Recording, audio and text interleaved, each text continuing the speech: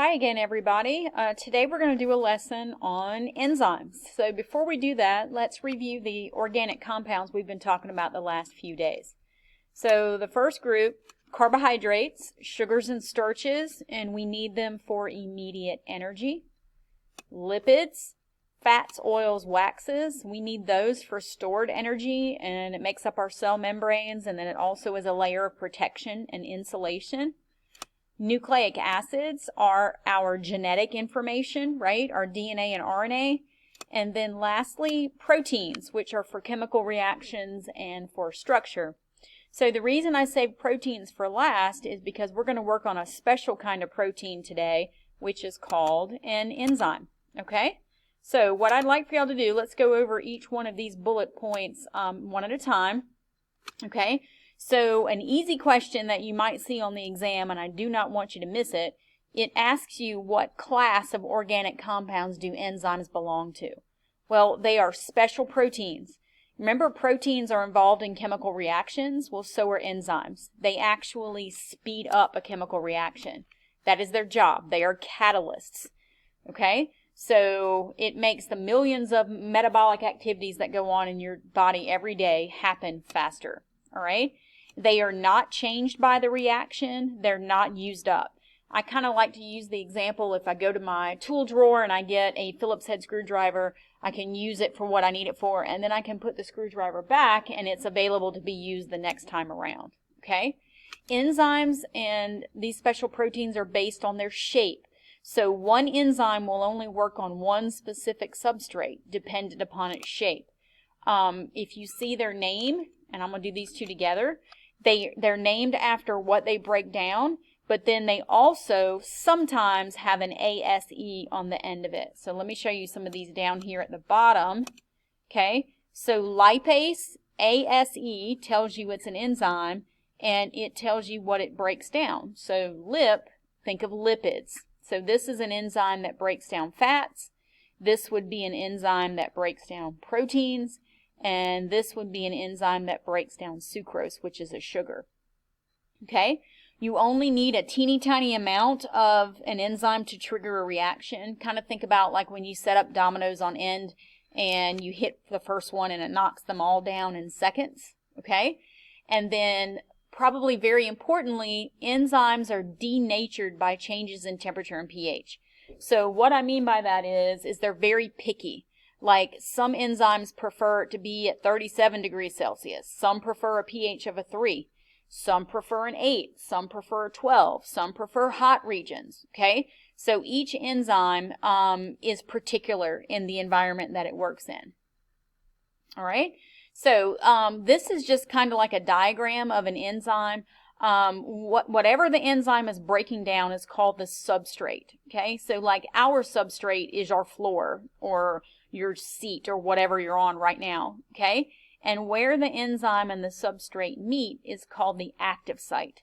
Now remember previously I said they work on shape. I want you to think of it like a lock and a key, right? One key fits one particular lock and it's because of the shape of the pins and stuff on the inside.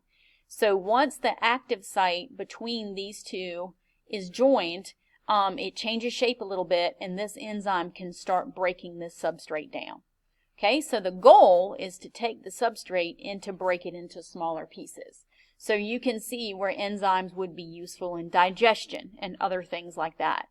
Okay, so notice the enzyme doesn't change from start to finish. So therefore the enzyme can go work on another substrate shortly after that. Okay, all right, so this is just showing you another example of how to name them. What is this enzyme working on? Well, it says it's a lipid, right? So then you take the first part of the word and put ASE on it. So the correct term of this enzyme would be a lipase. All right. Now, like I said, enzymes are shape specific. So obviously it's not going to work with this one. It's not going to work with this one. This one is a perfect fit. Okay. Now, sometimes if the temperature or the pH changes the substrate, okay, or the enzyme, I should say, look, this one still fits in here, but it's not a perfect fit. So would it work on this substrate? I'd say yes, but it would probably slow down tremendously. Then if you denature an enzyme too far, you actually destroy it. okay? So when you break down an enzyme because of temperature or pH, it is called denaturation or denaturing the protein, the enzyme, okay? All right, so guys, this is actually what a functional protein looks like. It's super complicated, the most complicated structure there is other than DNA and RNA, of course, okay? But when you denature it, you see how it's straightened out. So the way I like to think of it is if this were someone with curly hair and then you took a flat iron or a hot iron or whatever y'all call them, straightening iron, to their hair, then it would straighten out the protein. That's exactly what heat does to an enzyme, okay? It denatures it. Now, luckily for the person who has curly hair, when the hair gets wet or washed or whatever, it'll go back to its original shape. But you can, in real life, go too far with proteins, okay? So another skill that you might be able to have to do on the exam is you have to be able to read a graph about enzymes, okay? The highest point on the graph is where the enzyme is working the best. It's called the optimal temperature or optimal pH. So you can tell that section 3 here is where the enzyme is working at its very best. And I'd say it's about 37 or 38 degrees Celsius. And the reason that's an important temperature is because that's what our body temperature is in terms of Celsius. You guys are used to 98.6. That's about 37 or 38 degrees Celsius. Okay, so I want to show you something. This enzyme is actually working this entire time from 0 degrees all the way up to like 40 degrees, okay?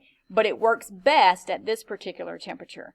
But if you notice, after about 40 degrees, it takes a sharp turn down, okay? And then once you hit 60 degrees, this enzyme is no longer functional. We have completely denatured it. So that means probably if you could get it all the way up to 80 degrees, it would obviously be still denatured. It would not work, okay? All right, so you also have to be able to recognize an enzyme in a picture. So remember, the enzyme is the one that doesn't change the entire time, okay? So I'd say that would be B, C, and D. All of those are the same enzyme. In fact, it should have the same letter because I know that's confusing, okay? All right, what we're working on is called the substrate. So that would be this yellow piece here, all right? Once these two come together, it's called an enzyme substrate complex. And remember, this area in here is called the active site. I forgot to make that label for you, okay? And then at the end, it no longer looks like it did at the beginning, so we don't call it a substrate, we call it a product, all right? So if this were a protein, these would be amino acids. If this were a sugar, these would be monosaccharides. If this were a lipid, these would be fatty acids, okay? So that's an example of how that works. All right, here's one that looks a little bit more complicated, but it isn't. First, I want you to identify the thing that doesn't change the entire time. That's the purple piece, okay? So that is our enzyme, all right? The place where, let's do this one first. What we're trying to break down is called the substrate, okay? So I'm going to put that here. And then this one at the end is what you get as the products. And of course, it looks like I forgot that again. I'll do that real quick. Okay, this would be your active site, right? Would be right here at B. Okay, so where they join is called the active site. So this is breaking down this particular component into its two pieces. All right? Okay, so guys, let's just look at a couple of these as examples. What is the optimal temperature for this enzyme? It says it's approximately what? So you're going to look for the highest point, okay? I'd say it's somewhere like right here. So I guess the closest to that would be what? 37? Okay, because 50 is definitely not the answer. I'd say around 37. All right, for this one, which statement best describes the enzyme in both graphs? So this one is talking about its temperature and its pH. Okay, so its temperature is probably around 37, and its pH is probably around 8. Something along those lines. So it looks like the closest one there, of course, would be A. Okay? All right, this graph shows the rates of 4 enzymes, A, B, C, D. Which enzyme shows the greatest range of action? So guys, that means which one is the widest from point A to point B.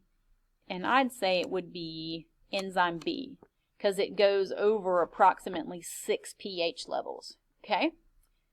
All right.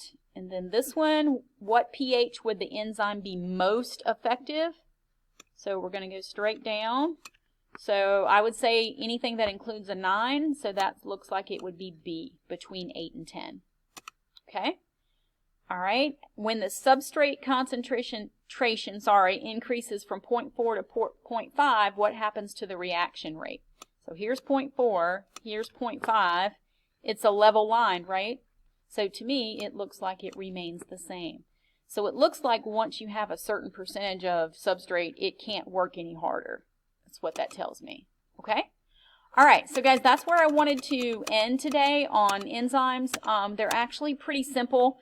I would say do not forget that they are proteins and that they are changed by temperature and pH, and that their purpose is to break things down. Okay? All right, so if you would complete the Google form, and I hope you guys have a great day. Make sure you call me or email me if you have any questions or concerns. Thank you.